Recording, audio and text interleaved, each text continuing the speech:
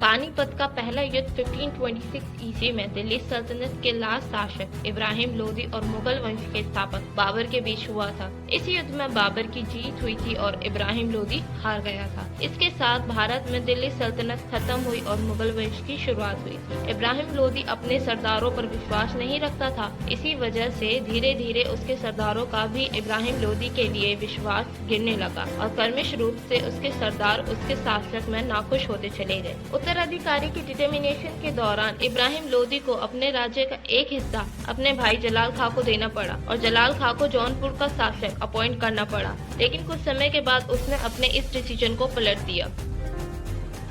मेवाड़ के समकालीन शासक राणा सिंगरैय सिंह के साथ वह युद्ध में लंबे समय तक उलझा रहा और लास्ट में हार भी गया। पंजाब के सूबेदार दौलत खां लोदी और इब्राहिम लोदी का चाचा आलम खां लोदी ने बाबर को भारत पर हमले का इनविटेशन दिया। पानीपत के पहले युद्ध के समय भारत की राजनीतिक स्थिति। दिल्ली के सिंहासन पर इब्राहिम लोदी आसीन था। गुजरात, मालवा और बंगाल की जगह में बाकी के अफगान शासक शासन कर रहे थे। पंजाब में दौलत खां लोदी का शासन था। मेवाड़ में राणा सिंगराम का शासक था।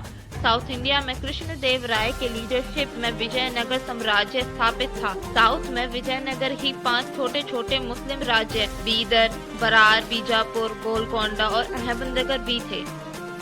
पानीपत के फर्स्ट वॉर के इम्पोर्टेंट पॉइंट। यह बाबर का भारत पर 5वां हमला था। पंजाब के सूबेदार दौलत खां लोदी ने सरेंडर कर दिया था और आलम खां लोदी ने भी बाबर की अधीनता एक्सेप्ट कर ली और अब बाबर दिल्ली की तरफ बढ़ा। बाबर का मुकाबला करने के लिए इब्राहिम लोदी भी अपनी सेना के साथ पंजाब की ओर बढ़ा। इसी कड़ी में दोनों पक्षों की सेनाएं पानीपत के मैदान में आमने सामने हो गयी। इब्राहिम लोदी की सेना बाबर की सेना से बड़ी थी। इब्राहिम लोदी की सेना में हाथी भी थे, लेकिन वॉर के दौरान इब्राहिम लोदी हाथियों का यूज नहीं कर सका, जो उसकी हार के इम्पोर्टेंट रीजन में से एक रीजन बना। इस वॉर में बाबर ने इब्राहिम लोदी को बुरी तरीके से हरा दिया। पानीपत के फर्स्ट वॉर में बाबर के जीत के रीजन। बाबर की वॉर नीति स्पेसिफिक थी। इसे तुलुगमा युद्ध पद्धति कहा जाता है। इस युद्ध पद्धति के अंतर्गत दाएं और बाएं छोर पर कुछ सैन्य टुकड़ियां खड़ी रहती थीं, जो तेजी से आगे बढ़ने और पीछे घटने में सक्षम होती थी। दोनों छोर पर खड़ी ये सैन्य टुकड़ियां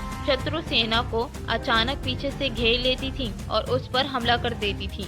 बाबर ने तोपों को ऑटोमन मेथड का भी यूज किया था। ऑटोमन मेथड को सूमी विधि भी कहा जाता है। बाबर की सेना में उस्ताद अली और मुस्ताफ नामक 2 उस्मानी तोपची भी मौजूद थे। पानीपत के वॉर के इम्पैक्ट। पानीपत के पहले वॉर में विजय होने के बाद बाबर ने कहा, कबूल की गरीबी अब और नहीं। इससे दिल्ली सल्तनत का खात्मा और मुगल वंश की स्थापना हुई और यह वंश अगले लगभग 250 वर्ष तक भारत में प्रमुख राजनीतिक शक्ति बना रहा।